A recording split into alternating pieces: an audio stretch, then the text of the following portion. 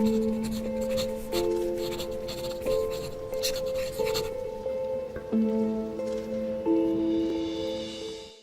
the name of God, the most gracious, the most merciful, peace be upon you all. Welcome to another session of From the Desk of Ghamidi.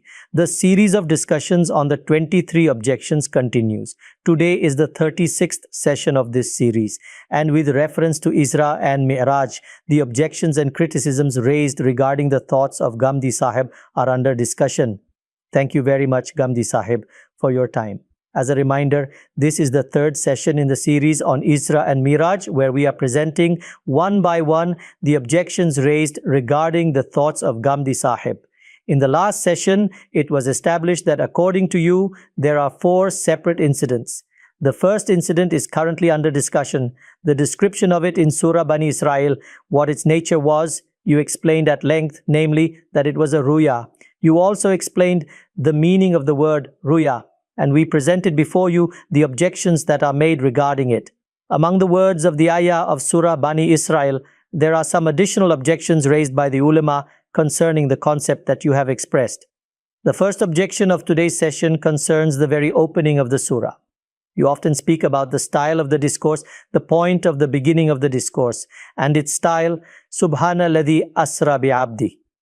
Generally, when we hear the word Subhan, it immediately comes to mind that if there is some question regarding God or some shortcoming that might be imagined about Him, then it negates such notions and declares God free from them. Human intellect says that this incident appears to transcend ordinary human understanding. If a person is taken on such a journey, then by using the word Subhan, God is being declared free from any limitation implied by what appears impossible within our physical world. What seems impossible for us is entirely possible for God. If it was merely a ruya, then what was the reason for using the word Subhan here? Subhan is a word used for tanzih, that is, to declare God free from any defect or any misunderstanding on our part. This misunderstanding may relate to His power or His knowledge or His wisdom. When we speak of the tanzih of God, and the question arises as to where the issue of shirk or polytheism could emerge. How can anyone else share in His creation or in His command over things? There too the word Subhan is used, so it is not always employed specifically for affirming divine power. If you observe the ayah here, at the end, certain attributes of God are mentioned. Keeping those in view, one should try to understand in what aspect the word Subhan has occurred. Listen once again to the ayah. Subhana alladhi asra bi'abdihi laylan min al-masjid al-harami ila al-masjid al-aqsa alladhi barakna hawlahu linuriyahu min ayatina. And it concludes with innahu huwa as-sami'ul basir. It was not said innahu huwa ala kulli shay'in qadir. Here, there is no negation of some misunderstanding regarding His power. It is not being stated, do you think it impossible for God to take His servant in this manner? He has power over all things. Had that been the point, the verse would have ended in that manner. For this reason, we should understand in what aspect it has occurred here. I have written regarding this that at the beginning of the ayah, the aspect in which the word Subhan has occurred is clarified by these attributes. It implies that only God is all-hearing and all-seeing. These are the attributes mentioned. Innahu huwa sami'ul basir. It means that only God is all-hearing and all-seeing. Therefore, it was His responsibility to reckon with the wicked, who, in the words of Prophet Jesus, peace be upon him, had made His house a den of thieves. That is, the Prophet was raised from Masjid al-Haram and taken to Bayt al-Maqdis in the state of Ruya.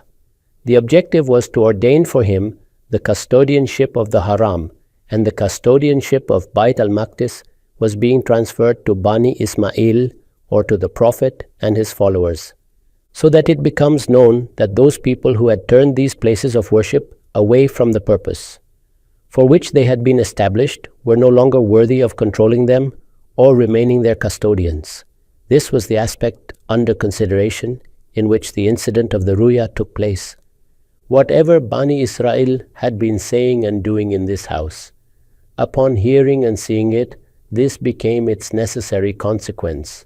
Hence, God decided that the trust of this house would be handed over to the Prophet of this Ummah. He was brought by night from Masjid al-Haram to this place for this very reason. God is free from all defects. Therefore, He could not tolerate the fact that a nation appointed by Him for Itmam al-Hujjah, or completion of the proof, should continue to thrive despite such extreme rebellion.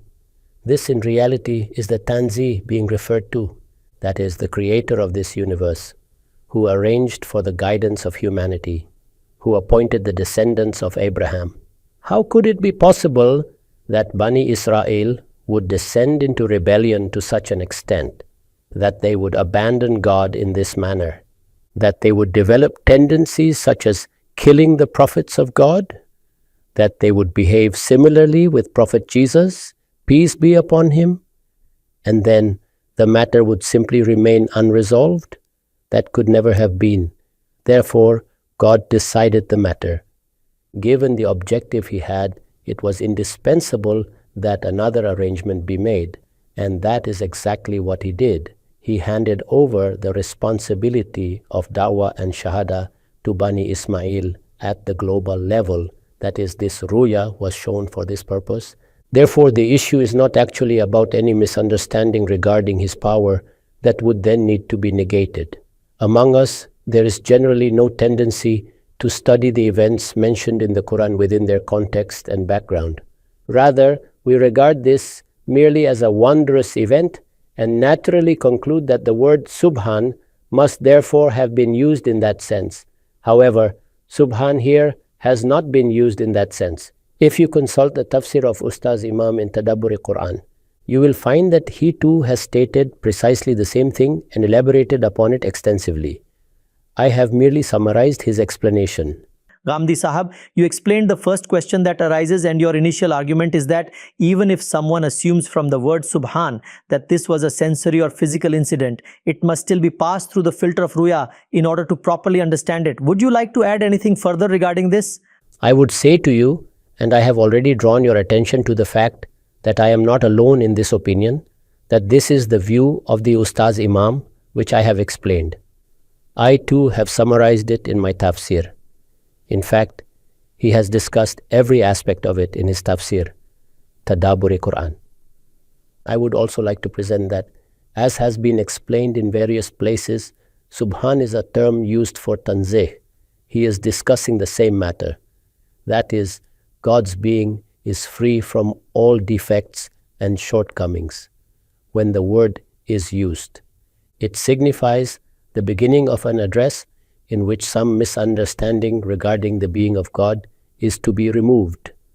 This misunderstanding may concern His power, for example, how God would be able to do something, or it may concern His knowledge and wisdom. Here, the incident of Miraj has been prefaced with this word because this incident too was intended to remove a major misunderstanding of the Jews and the Mushrikin or polytheists regarding God. Both these groups had seized control of the two greatest centers of the religion of God, and these people, contrary to the very objectives for which those places were established, had transformed them not only into centers of shirk or polytheism and idol worship, but as stated by Prophet Jesus, peace be upon him, "You have made the house of my father a den of thieves." Indeed, they had turned them into dens of thieves and usurers. Both these sacred places were under the control of fraudsters and thieves, and these people were following their whims and desires there to such an extent as though the true owner of these houses were in deep slumber, unaware of what was happening, and would never awaken to take account of it. As we hinted earlier, the incident of the Miraj was an introduction to the fact that now the custodianship of these houses was to be handed over to those who would fulfill the original objectives of their construction. For this reason, its narration was initiated with the word Subhan, and at the end of the ayah, his attributes are mentioned in the words Innahu huwa sami'u al-basir. It was thereby made clear that those ignorant people who considered God weak and deaf should now open their ears and eyes. Now the time for their judgment has arrived. The all-seeing and all-hearing is only God, and He, in the light of His perfect knowledge and awareness, will do justice among people. This is the context and background of the word subhan. That is, the term of tanzih has been used in this particular sense. If you place it within its context and background, and consider the narrative that follows, and also keep in mind the attributes that have been mentioned, then this truth becomes completely clear. People did not reflect upon the objective behind the use of this expression. Right, Ghamidi Sahab, you have presented your reasoning in great detail to clarify this aspect. Moving ahead, the ayah begins with Subhanalladhi asra bi'abdi, He took His servant. You also say that if a word has been used in the Quran, then one should examine its other usages and how it has been used within the Quran itself. The ulama present an argument here based on an ayah of Surah Dukhan. There, God uses the same word while commanding Prophet Moses, peace be upon him, that the servants of God should be taken away by night. The same verb occurs there, فَأَسْرِ بِعِبَادِي لَيْلًا. When this verb is used there, فَأَسْرِ بِعِبَادِي لَيْلًا, it refers to taking away the servants of God, servants who possessed physical existence and outward form. And here in this ayah, Asra bi'abdi, the servant of God is specifically mentioned, and it is said that the servant was taken away. How then can it refer merely to the ruh or soul? And human intellect would suggest that when the servant himself is being taken, it necessarily includes both body and soul. May I respectfully ask, when we narrate a ruya, do we invent entirely new verbs for it? That is, if I say that I saw such and such a person, then obviously who is that? Such and such. He must be a servant of God, a human being. When a person says that he saw the Prophet, peace be upon him, in a dream, then to whom do the words, the Prophet, peace be upon him, refer? The actual personality of the Prophet. Exactly, is it not so? Yes. So when you describe him in a ruya, do you employ some different verb? No, the same one. Or do you say that, I did not see the Prophet, peace be upon him, rather I saw his ruh or soul? No, we say that we saw the person himself. Precisely, that is how we speak. In the Arabic language, and likewise in Urdu and English, the expressions and verbs that are employed in everyday speech, if you survey all these languages, indeed all the languages of the world, you will find that the very same expressions are also used when speaking about dreams. May I ask, when you read about the ruya of Prophet Abraham, peace be upon him, when he said, Inni adbahuka, I am sacrificing you, would you then argue that sacrifice is only performed upon a physically living human being or animal, and therefore ask why the word sacrifice was used here? Right? In the dream of Prophet Joseph too, all the characters are present. When it was said, Inni ara fil manam anni adbahuka, then what did it mean? I am seeing. Now who is this I? It is Prophet Abraham. So will someone now debate that since he was seeing it in a ruya, seeing it in a dream, why then did he use the word I? Why was the pronoun for the addressee Ismail used? Why was the word slaughter used? In every language of the world, when you describe a ruya, you use the very same expressions. If I narrate something, what will I say? I saw that I was in Lahore. I was meeting such and such a person. I was having a meeting with him. Now when you say these words, do you insert caveats such as, no, I was not actually meeting him, I was meeting his spirit? In dreams, we use the same words. Therefore, I say once again, with all due respect, that when I read such arguments, I am genuinely astonished. Language is not mantic, formal logic. It is nutq, living speech. It functions according to how people actually speak. Instead, if the ruya was to be rejected, then other ruyas should have been examined. The ruya of Prophet Abraham, peace be upon him, is mentioned in the Quran. Likewise, later on, the ruya of the Prophet Muhammad, peace be upon him, is also described. وَلَقَدْ صَدَقَ اللَّهُ رَسُولَهُ الرُّؤْيَا بِالْحَقِّ. What was that ruya? لَتَدْخُلُنَّ الْمَسْجِدَ الْحَرَامَ إِنْ شَاءَ اللَّهُ آمِنِينَ مُحَلِّقِينَ رُؤُوسَكُمْ وَمُقَصِّرِينَ. Perhaps it is رُؤُوسَكُمْ وَمُقَصِّرِينَ. Now observe this ayah carefully. It speaks of shaving heads, performing halq, entering Masjid al-Haram. The people entering are flesh and blood human beings. Yet, when they are seen in a ruya, what kind of expressions are used? The same expressions used in ordinary language. Exactly. Or will you say that since this concerns entering Masjid al-Haram, shaving heads and performing halq, such things cannot apply to souls, and therefore this cannot be called a ruya? But God Almighty Himself says, وَلَقَدْ صَدَقَ اللَّهُ رَسُولَهُ الرُّؤْيَا. Thus, whether a ruya is being described or any other event is being narrated, the same kinds of verbs and expressions are used. These are the very expressions naturally adopted on such occasions. Let me present to you the description of a ruya, and then you may observe the words employed there. Pay attention especially to the word asra and the other expressions as well. This narration is from Sahih Bukhari, where a companion is describing his ruya. It is from Kitab al-Tabir. Many ruyas are mentioned there. Had people merely opened any book of hadith and examined the ruyas of the Prophet, peace be upon him, and the companions, they would have observed whether different expressions were used there. Are different words employed? No, precisely the same idioms are used, the same words are used. Either at the beginning or later in the narration, it becomes clear that it was a dream or a ruya. That is, after this clarification, all the things narrated are naturally understood as belonging to the ruya.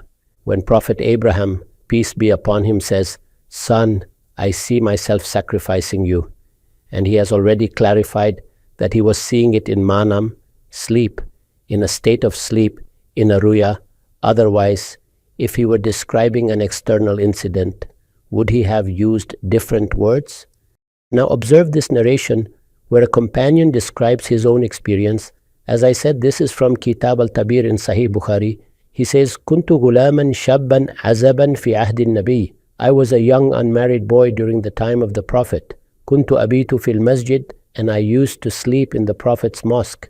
وَكَانَ مَنْ رَأَى مَنَامًا قَصَّهُ عَلَى النَّبِيِّ صَلَّى اللَّهُ عَلَيْهِ وَسَلَّمَ. And whoever saw a dream would narrate it to the Prophet, peace be upon him. So he says, I said in my heart, Allahumma in kana li indaka khayrun fa'arini manaman yu'abbiruhu li Rasulullah sallallahu alayhi wa sallam. O Lord, if there is any goodness for me with you, then show me a dream which the Messenger of God, peace be upon him, may interpret for me. Fanimtu, he says, I slept. Fara'aytu malakaini atayani. Then I saw that two angels came to me. Now when angels come in a dream, they are still called angels. And if they came to Prophet Abraham, peace be upon him, they would likewise be called angels. Yes, sir, that is correct. Had they come to Mary, peace be upon her, they would still be called angels. You argued regarding the phrase, Asra bi abdi. So here too, the word ata is used for coming atayani. The same word is employed. Similarly, in Arabic, when the word intalaka is suffixed with ba, fantalaka bi, it means they took me. These are precisely the expressions we use in ordinary speech. Exactly. They took me. Observe, a ruya is being narrated, yet the wording is, they took me. What was said there? God took his servant. And what is said here? Fantalaka bi. Both of them took me. Falaqiya bihi malakan akhar. Then they met another angel. Faqala li, he said to me, Lan tura'a, do not be afraid. Innaka rajulun salih, you are a righteous young man. Fantalaqa bi ila nar. Then they took me to the fire. Thereafter follows the description of hell. Now tell me, what difference exists between the expressions used here and the expressions used there? Furthermore, when we discuss the final incident, you will see that the narrator explicitly states, just as I had earlier read to you from Kitab al-Tawhid, that the Prophet, peace be upon him, was asleep. It is explicitly stated that the Prophet was sleeping, and when he awoke, he was in Masjid al-Haram. Right. Yet even there, the word Isra is used, Laylata Usriya. So the same word was used in that hadith as well, and the Prophet himself clarified that when he awoke, all of this had already occurred. There the matter is completely clear. The narrator explicitly relates the incident, and even there the same expressions are used. Therefore, this is no argument at all. Whenever you narrate a ruya or a dream, it is sufficient simply to clarify whether at the beginning, the end, or elsewhere. That this is my ruya, or that I am seeing this in sleep. I am seeing it in a state of sleep. That clarification alone is sufficient. After that, you naturally use the same words ordinarily used in everyday conversation, the same verbs, the same nouns. There is not even the slightest difference between the two. And I say this with full responsibility. Show me even one language among the languages of the world in which entirely different words are used for these two situations. Tell me from Urdu, English, or Persian. Or present even a single example from Arabic where, while describing a dream, the verbs themselves are changed, where instead of saying, I saw you, it is said, I saw your soul. Right, that makes sense. Ghamidi Sahab, you have explained the point in detail. A question naturally arises at this point. In the opening words, Subhanalladhi asra bi'abdi, people derived this interpretation, whereas according to you, the Quran clarified the matter in Ayah 60. This clarification came in verse 60. Why did God not state at the very beginning that it was a ruya? That is, the statement could have begun with words such as, O Prophet, we showed you a dream, a ruya, and we took you from one place to another. God Almighty did not even need to provide such information. God is narrating an event. For him, whether he took the Prophet physically or within a dream is either difficult for him, it is a reality, and he simply stated the reality when the occasion arose and misunderstandings were raised concerning it. Then, while clarifying other matters, he also clarified this point. Even if this clarification had not been made, both possibilities would still have remained. Whether this incident occurred in a ruya or whether it occurred in a waking physical state, as one person physically takes another, we would then have had to decide on the basis of the qarain or contextual indicators within the text. Here, however, God Almighty explicitly clarified the matter. And I repeat once again, in the Quran, the speaker, God Almighty, does not intend to provide such technical information. The speaker's objective is to express the blessing he bestowed upon his servant and to declare the decision he made. These debates are ours. For the Prophet, peace be upon him, this was simply an experience. For the Prophet, peace be upon him, it was an event. That is, when God has done something, where is the confusion in it? It is the same point that I mentioned earlier. The Ustaz Imam elaborated in detail upon the nature of the ruya seen by prophets. These should not be understood as dreams like those experienced by ordinary people such as you and me. Rather, they are one of the means of wahi or revelation. Therefore, God did not need here to explain its nature. He was simply stating what he had done. I took my servant on a journey. What was his decision and what consequences would emerge from that decision? Thereafter begins the narrative of Bani Israel. That is, it was made clear that if Bani Israel had been removed from their position, then what the actual reasons for that removal were. This is the context and background. This is the intent of the speaker. He is not merely conveying information about an incident to us. A subject had come under discussion, and when the mention was made, the Quran clarified it. Alright, Ghamidi Sahab, moving ahead, the first ayah has been used extensively by the ulama for argumentation. Just as arguments are made from words such as Subhan and Asra bi'abdi, further ahead God Almighty says that He took him in order that He might show him some signs. Generally, when the prophets show signs to people, those signs are miracles that are experienced through the senses, and people are influenced by them. Likewise, the Prophet himself was shown certain signs by God. For example, Prophet Abraham, peace be upon him, is mentioned in the Quran itself. When he requested that a sign be shown to him, a tangible sign was shown. Reason 2 suggests that if a miracle is to be shown, then something perceptible through the senses is more effective. Now, if this was merely a dream, then why was it necessary to say that we showed him signs? If a dream is shown, then many things can happen within it. Why then is it called a sign? It is a ruya. The first point is that the word khwab, which means dream, should not be used because it directs the mind toward an entirely different conception. A ruya is shown by God Almighty. It is a definite and certain thing, and it assumes the status of evidence before us. It is one of the means of wahi or revelation. And when a prophet is shown a ruya, these revelations occur in the state of sleep itself. However, they are not ordinary human dreams. This point has been elaborated upon by the Ustaz Imam in his tafsir Tadabburi Quran. Now, here you should examine the reason for which it is said that we show him our signs. You may also read this in the tafsir of the Ustaz Imam and observe how beautifully he explains what exactly those signs were. He has given the title, The Telos of the Journey of Ascension. Its purpose. Yes, toward what end did it occur? Obviously, the same thing has been stated in the verse. Regarding this, he writes concerning Linuriyahu min ayatina. This is the purpose stated for the journey, that God wished to show his servant some of his signs. The rhetoric and style here should be carefully noted. The preceding ayah is stated in the third person, Asra bi'abdihi, which signifies the majesty and grandeur of the Lord. But here, the expression shifts into the first person, so that we may show him. This reflects a special attention and intimacy. It was said that we caused him to undertake this journey, so that we might show our servant some signs. It is not explicitly mentioned here what those signs were. However, the Qarain or contextual indicators testify that they refer to those effects, manifestations, radiances and blessings with which these two houses had been abundantly filled. Bait al-Haram and Bait al-Maqdis. Yes, both these houses were abundantly filled with them. Obviously, these two houses possess an extraordinary history. These are the two sacred houses that existed before the Prophet's mosque, and they were established by the Prophets upon the command of God, with their very locations determined by him. It is not explicitly mentioned here what those signs were.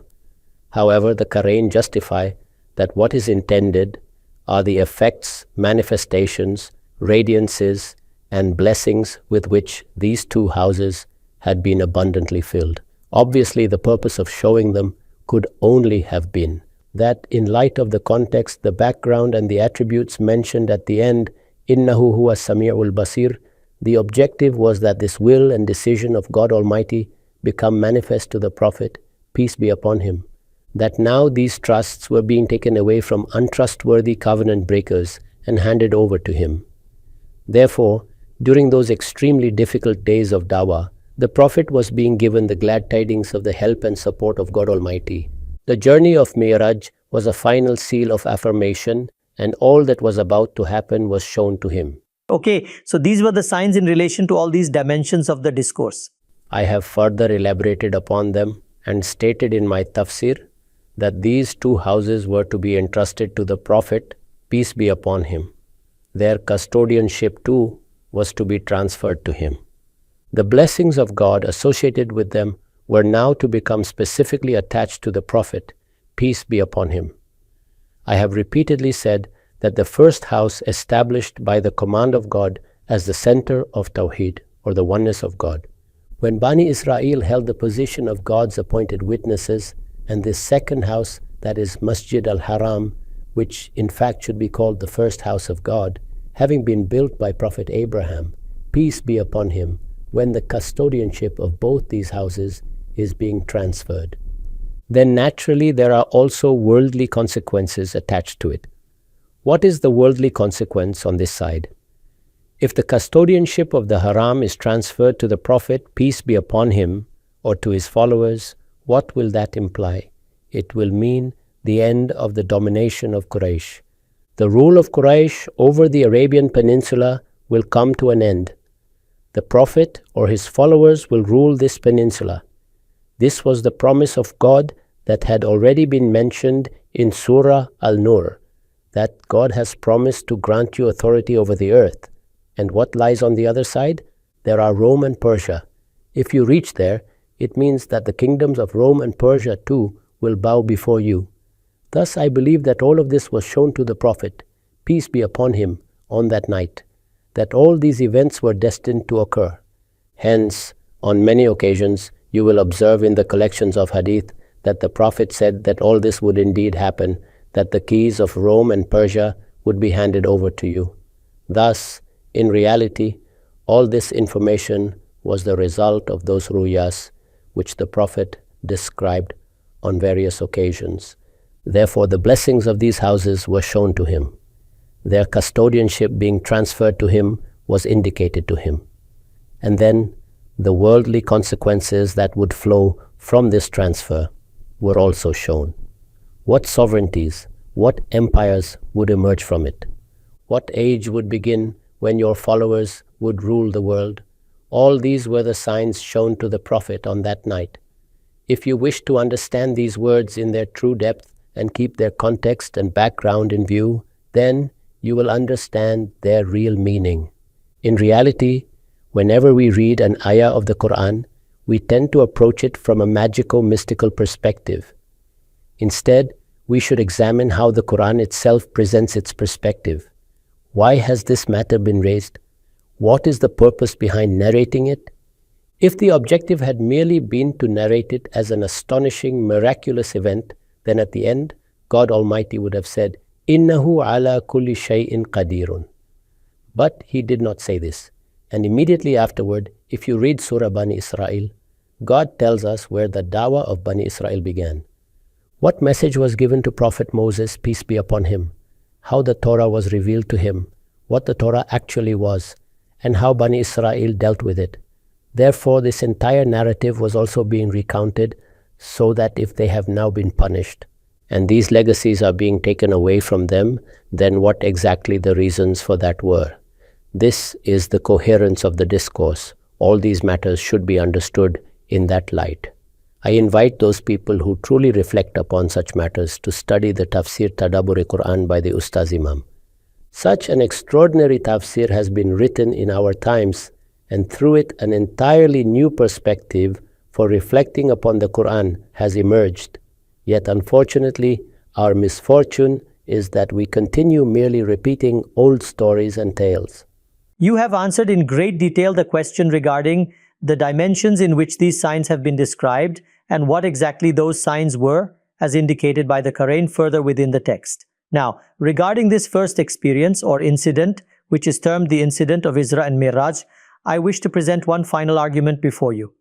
Regarding this argument, it is often said that no matter which tafsir you study, if you remove ayah 60 of Surah Bani Israel, the verse containing the word ruya, upon which you have based your argument, then after that there remain two words concerning it, that this is a burhan-e-kati, a complete and decisive proof, a final and conclusive argument. When God Almighty used the word ruya and said that we showed you this for the purpose of fitnatan linnas, so that we might test the people, then who were the people before the Prophet? The mushrikeen, the disbelievers. Now, if it was merely a dream, how would that become a test for those people? Rather, I should use the word ruya itself. The ruya was shown to the Prophet. So how does that become a test for people like Abu Jahal and Abu Lahab? Whatever the Prophet saw, he simply narrated. So why does the Quran say here that we did this as a test for the people? If I accept that the Prophet was physically taken there, that a miracle took place, and that the people were then required to accept faith, then it becomes understandable how it constituted a test. Please explain. God Almighty showed this ruya. Elsewhere in the Quran, God Almighty states that He is gradually surrounding Makkah from all directions and that the dawah is spreading. Likewise, in the Quran there is mention of the tree of Zakum, which grows in hell. All these things became a fitna. It was not that creating a fitna was the objective. Rather, it is being stated that as a consequence, they became a fitna. This is the same rhetorical style as when, at another place, it is said that we created human beings for hell. Thus, this is a description of the consequences of an act. It has been expressed in a highly rhetorical style. The Ustaz Imam has written a very beautiful note regarding this matter as well. Listen to it and observe what dimension he highlights. He has given the title, Reactions to the Incident of Miraj. He writes, the word ruya here refers to the incident of Miraj. This is regarding ayah 60. And you had said that even Ibn Kathir accepts this. Everyone accepts it. The word ruya here points to the incident of Miraj, the mention of which occurs at the beginning of the surah.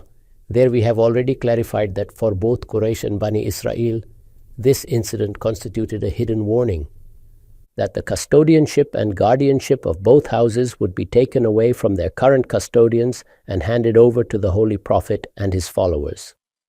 This warning was implicit within it. However, neither of the two groups benefited from this warning. Instead, both mocked it in their own ways, to such an extent that what was intended as a warning and a threat, meant to make them conscious of their future, became, because of their own unfortunate conduct, a fitna for them. This is the meaning of the ayah. That which was intended to warn you, which was meant to awaken you so that you might understand your fate, you yourselves transformed it into a fitna. You turned it into an object of ridicule. You made it into something to mock. Just as they mocked the wahi, revelation, sent to the Prophet, peace be upon him, they similarly mocked these matters as well. Therefore, references have been given to each and every such matter. 3 things are specifically mentioned here. What was the first thing stated? The first thing was that God Almighty said, أَوَلَمْ يَرَوْا أَنَّا نَأْتِيَ الْأَرْضَ نَنْقُصُهَا مِنْ أَطْرَافِهَا. Do they not see that we are approaching the land, reducing it from its borders? That is, do they not see how we are spreading the da'wah in their surroundings and gradually encircling Makkah through it? This too became an object of mockery for them. So there can be dozens of dimensions involved in making something a target of ridicule, and these should be understood properly. Then, when the Prophet recounted this incident, he narrated it as something from God. Whenever the Prophet spoke of his revelation, it was always from God. Wahi did not descend in the heavens, it came upon this earth itself. When the Prophet, peace be upon him, would say, on the basis of this wahi, that revelation from God comes to him, he was called Majnun or madman. May God forgive me for uttering the word. Many things were said about him, peace be upon him.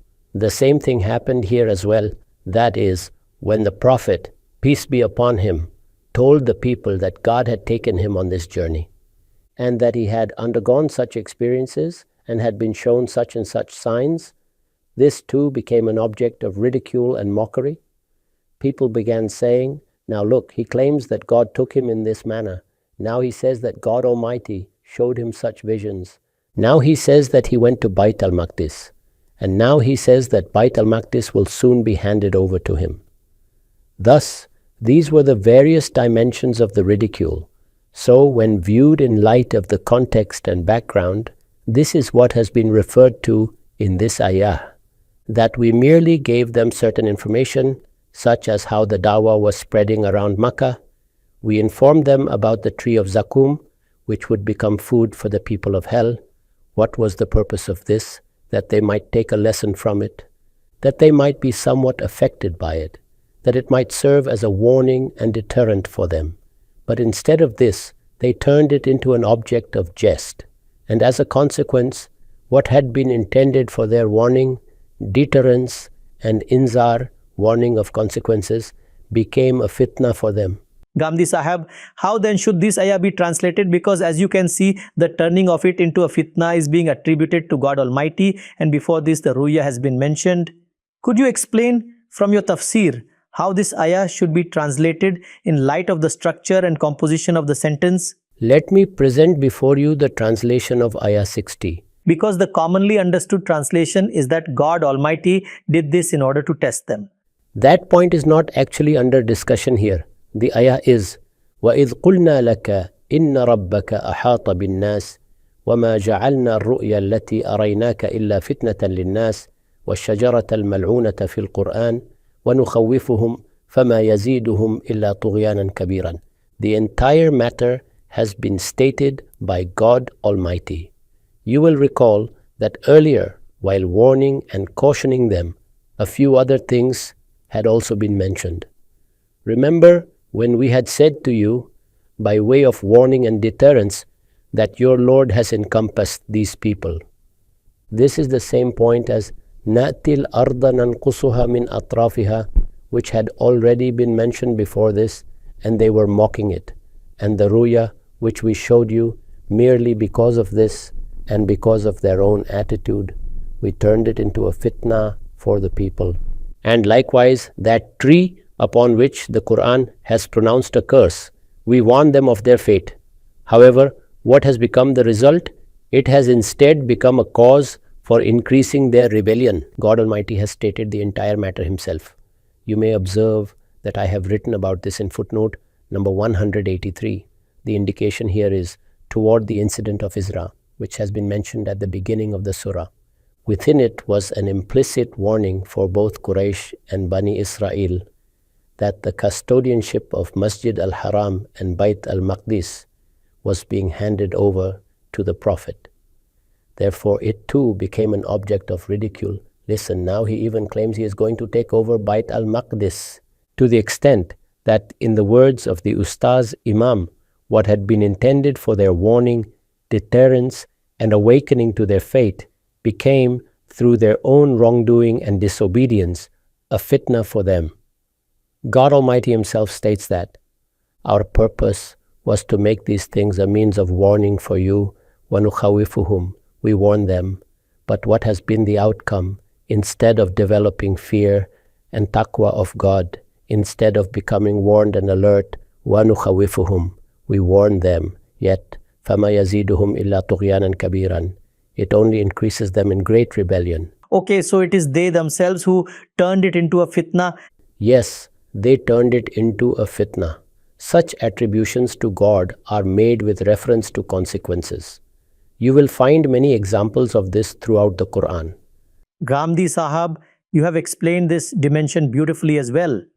The first incident, the first experience under discussion in Surah Bani Israel, with reference to the words and in the light of the Quranic ayah, the context and the Qarain, we presented before you the objections raised by the ulema in this third session as well. Now, regarding this initial incident, I come to the difference that the ulema have with your viewpoint in light of the ahadith. Among their arguments, one very fundamental argument is before me, and you too must have read it, where the Prophet, peace be upon him, says, and the Quran has already stated, that this incident occurred with the Prophet. That when the Prophet himself appeared before the people the next morning and informed them that this incident had occurred with him, the people asked him for details of the journey. They said, if you have truly gone to Bayt al-Maqdis, then describe it for us in detail. Regarding this, you had cited a reference and made a subtle indication earlier when we were discussing the opinion of Sayyidina Ibn Abbas, may God be pleased with him, that the Prophet, peace be upon him, hesitated for a moment, and then God Almighty showed him that vision again, after which he narrated the experience. The point made by the ulama here is this: if it was a ruya, then why would the Prophet become hesitant? He could simply have said that it was a dream, and therefore why should they ask him for details? And then why would God Almighty show him all those things again? If it was a ruya, then regarding the details of the ruya, he could simply have said, why are you asking me for details of a dream? Yet the Prophet did narrate the complete details of the incident. The Prophet, peace be upon him, had said that God had taken him there, that God Almighty had shown him this ruya. Now, when God has taken someone and shown him these things, then naturally it should be kafalsub, as clear as the break of dawn. Everything should be perfectly clear.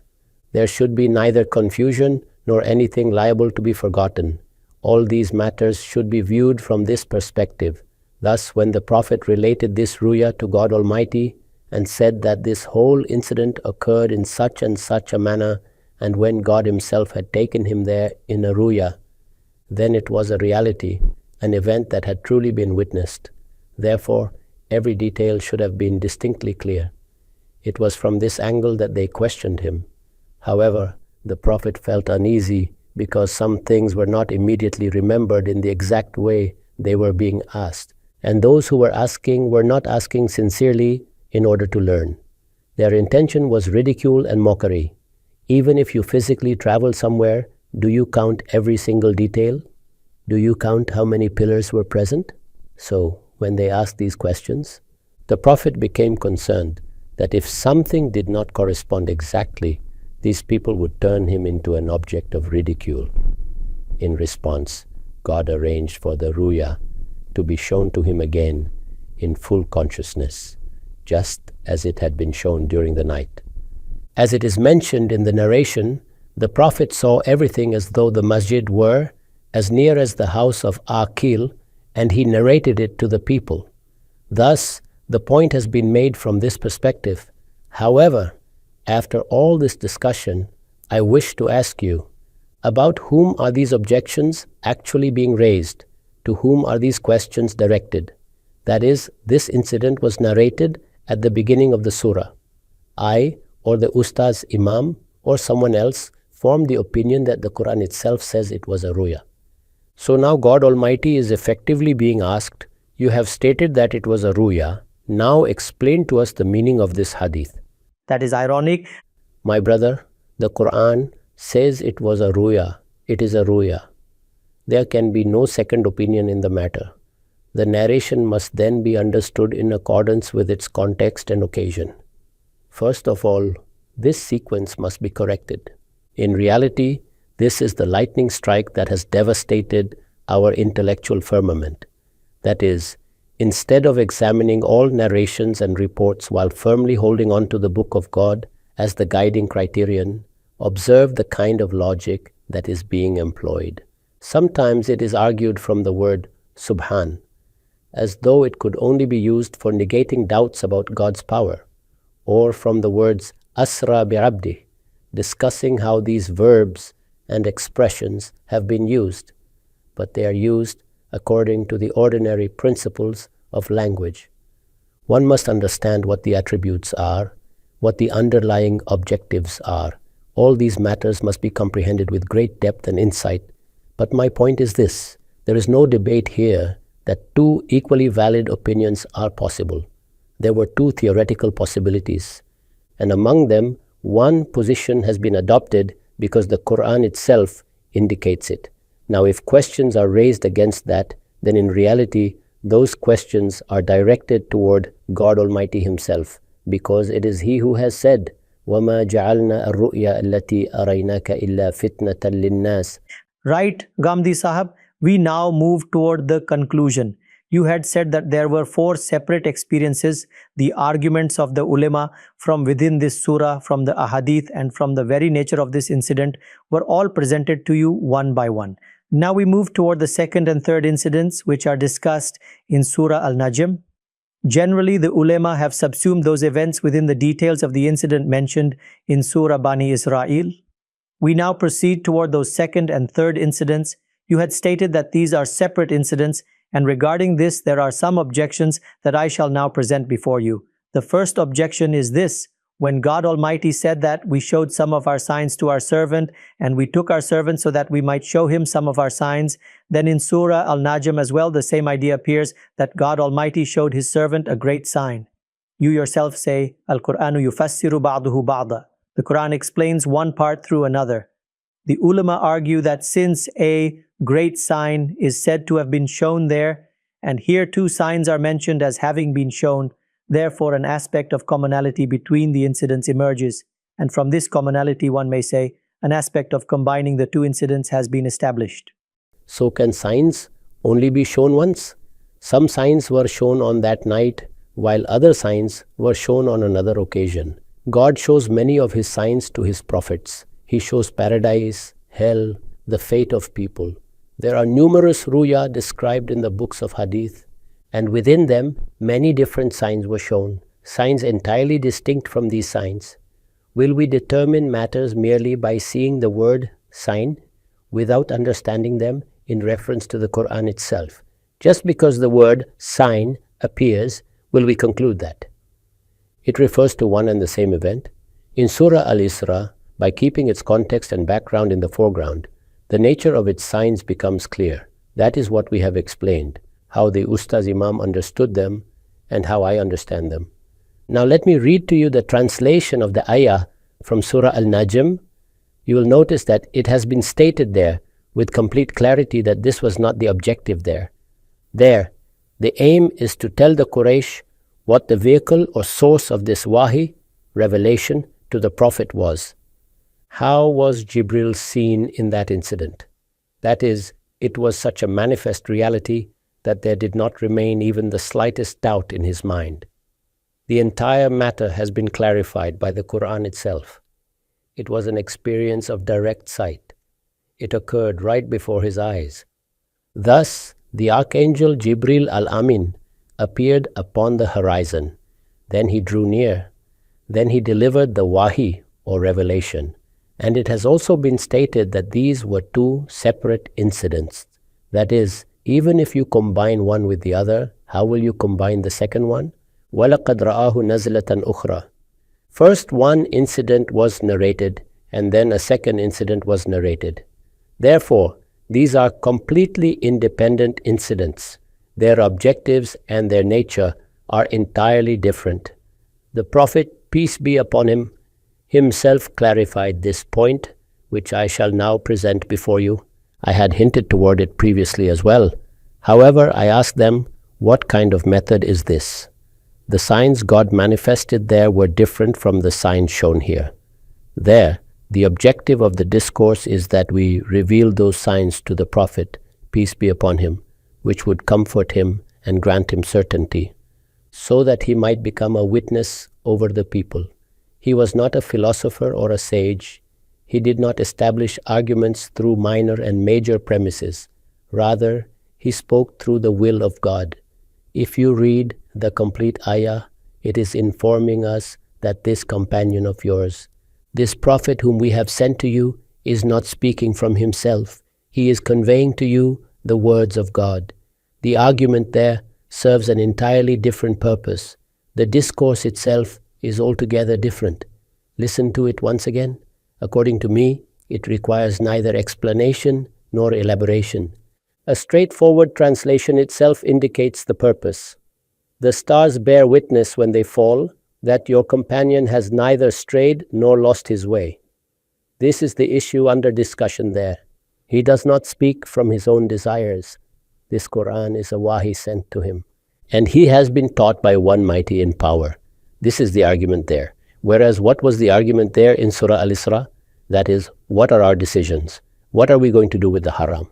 What are we going to do with Bayt al-Maqdis? What is this ummah about to attain? What trusts and blessings of God are to be bestowed upon this ummah?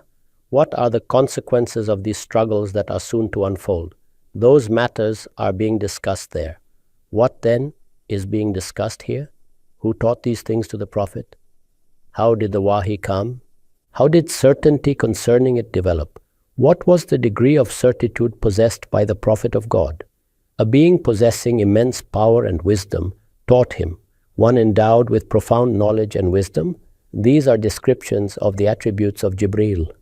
Therefore, he appeared in such a way that he was upon the highest horizon, then he drew nearer and bent down until the distance was that of 2 bows or even less.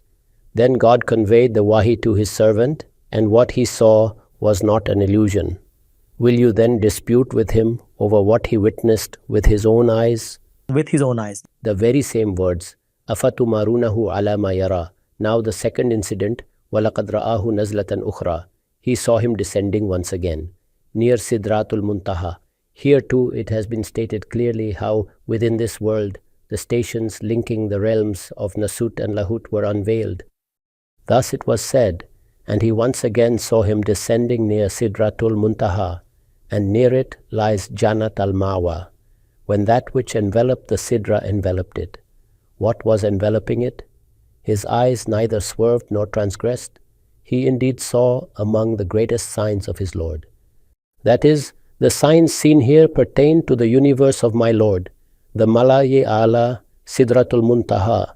What is the reality of these things, and what are the divine radiances, manifestations, and blessings associated with them? These were the matters witnessed there. These signs relate to that realm, whereas those signs related to another matter entirely. Right. Ghamidi Sahib, you have explained this point in great detail regarding this first incident of Isra and Mi'raj, and this is the incident which the ulama generally say is being elaborated and detailed in Surah Al-Najm. Another argument is presented, and upon hearing it, it appears outwardly to be a very strong argument. The point is this: in that incident, the association is directly with God. That is, whatever occurred happened between God and the Prophet. God took him.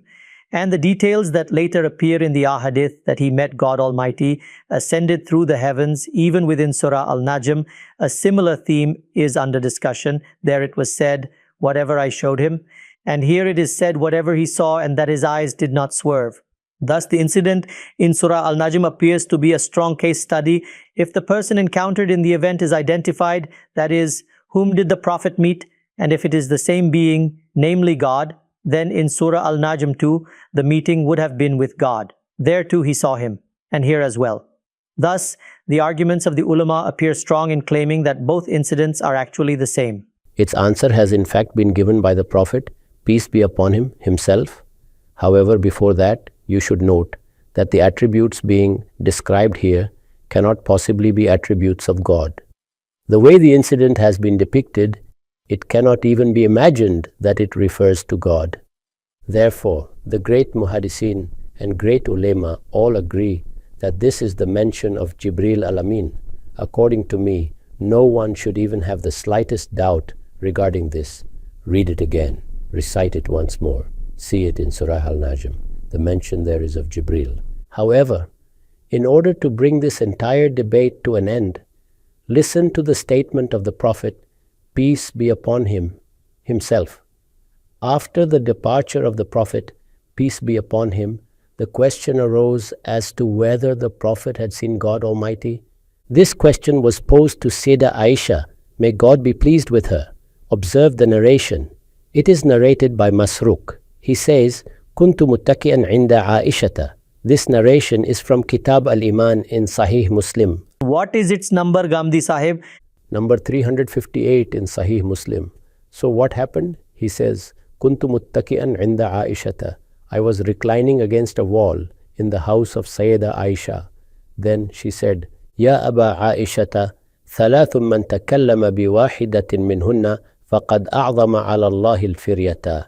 There are three things such that if anyone says even one of them, he has fabricated a tremendous lie against God. Sayyidah Aisha says this? Yes, Sayyidah says this. Qultu mahunna. I asked, what are those three things? She replied, Man za'ama anna Muhammadan sallallahu alayhi wa sallam ra'a rabbah. Whoever claims that Muhammad, peace be upon him, saw his Lord, has attributed a tremendous lie against God. He has spoken a great falsehood. Okay. He says, وَكُنْتُ مُتَّكِئًا فَجَلَسْتُ. I had been reclining, but I sat upright. Then I said, Ya al-Mu'mineen, anzirini wala ta'jalini. O mother of the believers, please wait a moment and do not hasten. Did not God Almighty himself say, وَلَقَدْ رَآهُ بِالْأُفُقِ الْمُبِينِ and وَلَقَدْ رَآهُ نَزْلَةً أُخْرَى? That is, he cited the references from Surah Al-Takwir and Surah Al-Najm, because God Almighty himself has said in the Quran that he saw him. This indicates that among some people there existed the idea that perhaps the Prophet, peace be upon him, had seen God Almighty. So what does Sayyidah Aisha say? She replied, أَنَا أَوَّلُ هَذِهِ الْأُمَّةِ سَأَلَ عَنْ ذَلِكَ رَسُولَ اللَّهِ صَلَّى اللَّهُ عَلَيْهِ وَسَلَّمَ. I was the very first person in this ummah to ask the Messenger of God, peace be upon him, about this matter. فَقَالَ, and he replied, إِنَّمَا هُوَ جِبْرِيلُ. That was only Jibril. Okay, so the Prophet, peace be upon him, was asked directly and he replied, She says that I myself asked him. And the Prophet replied, إِنَّمَا هُوَ جِبْرِيلُ. It was Jibril. لَمْ أَرَهُ عَلَى صُورَتِهِ الَّتِي خُلِقَ عَلَيْهَا غَيْرَ هَاتَيْنِ الْمَرَّتَيْنِ. I did not see him in the form in which he was created except on these two occasions. The first incident that was narrated, وَلَقَدْ رَآهُ نَزْلَةً أُخْرَى. Thus the Prophet replied that apart from these two occasions, I never saw Jibril in his original form and appearance, the form in which God created him. Only on these two occasions did I see him in that way. لَمْ أَرَهُ عَلَى صُورَتِهِ الَّتِي خُلِقَ عَلَيْهَا غَيْرَ هَاتَيْنِ الْمَرَّتَيْنِ. Only on these two occasions, the ones mentioned in Surah Al-Najm, did I see Jibril, not God. It was Jibril, and I saw him in the very form in which God created him, الَّتِي خُلِقَ عَلَيْهَا. Then the Prophet described how he saw him. رَأَيْتُهُ مُنْهَبِطًا مِنَ السَّمَاءِ. I saw him descending from the heavens, exactly as the Quranic words indicate.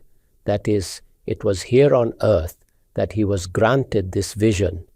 The Prophet himself said that I saw him descending from the heavens. Saddan idamu khalqihi ma bayna as-sama'i ila al-ard. The vastness of his creation had filled the space between the heavens and the earth. Obviously, it was an immense form. Its grandeur filled the entire horizon. His stature was so immense that it encompassed everything. After this, he recited a few ayat of the Quran. Thus, the Prophet himself clarified that it was the sighting of Jibril al-Amin. He clarified that on both occasions Jibril appeared in his original form. He clarified that while standing here on earth, I saw him descending from the heavens. I myself had not ascended into the heavens. Ghamidi Sahab, I beg your pardon, but we have exhausted the time allocated for us. We have had almost an hour of discussion. We discussed in detail with you the 3 incidents, the 4th incident which you had previously read to us in full, the questions and objections raised regarding it, the difference between it and the first incident. We shall bring all of this into detailed discussion in the next session, God willing. At this point, our time comes to an end. Thank you very much, Ghamidi Sahib, for your time thus far. Thank you very much.